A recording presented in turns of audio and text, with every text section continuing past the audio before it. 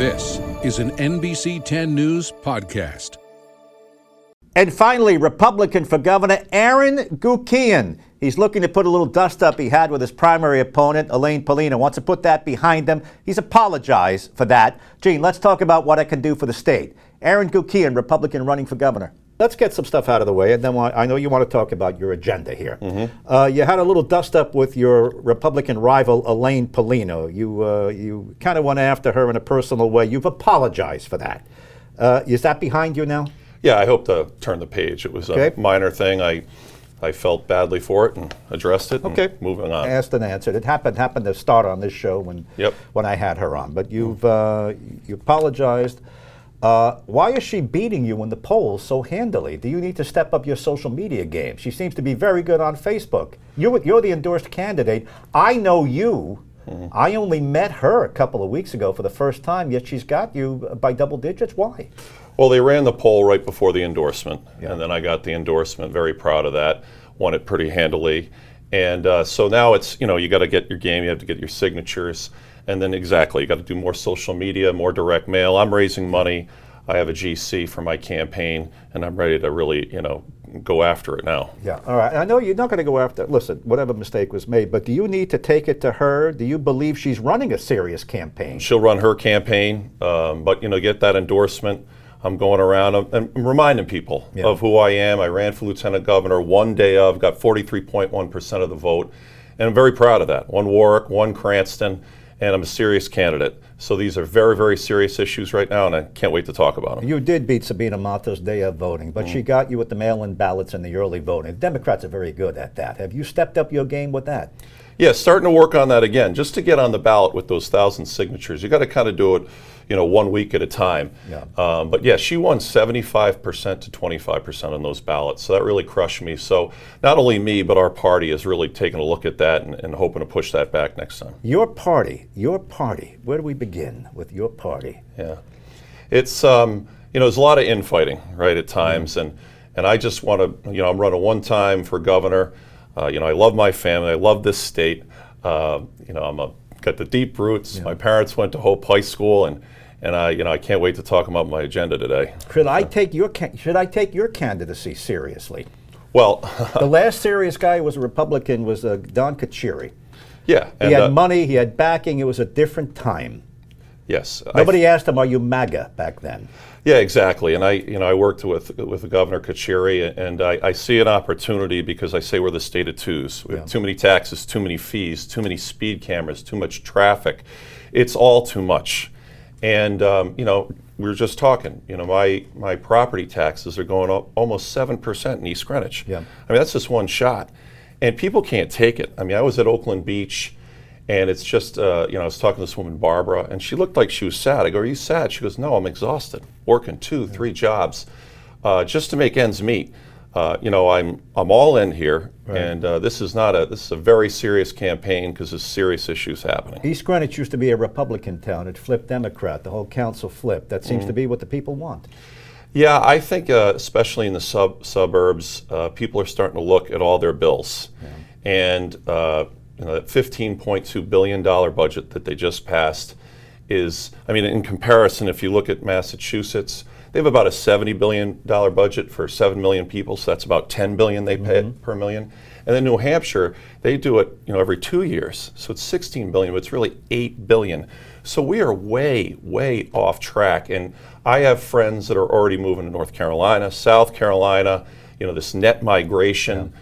We're the worst at business, and as you know, our state is unrecognizable. It's almost like we're back to the future. Yeah. I have never seen anything like this. It's like the whole state's under construction, and it's an abomination. Well, look, the state needed to be fixed, so what would you have us do? The roads have to be fixed. I know people are complaining it's too much construction. They were complaining when it wasn't enough construction.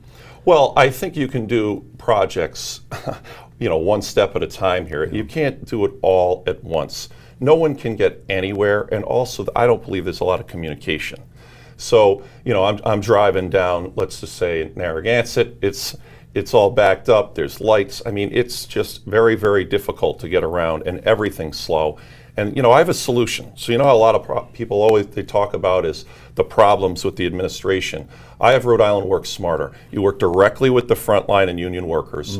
When they fix systems and save money, they get a revenue share. The rest lowers taxes and fees. And the most important thing is a 24/7, 365 anonymous idea portal where they can put their ideas in, process improvement, lower taxes and fees, and rather than paying a consultant, which we have $600 million baked into that $15.2 billion out of state, why don't we work directly with the Rhode Island talent? Okay, what kind of Republican are you? Rhode Island Republicans are known as centrist, out of step with the more conservative parts of the country. You had the Chafees and Don Kacheri somewhat. He was pretty big on the pro-life issues, but you're moderate Republicans.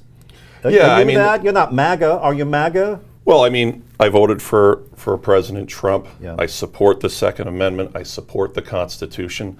I'm a centrist, but I can be a conservative centrist as well. And I think we also have to look at who can do the job.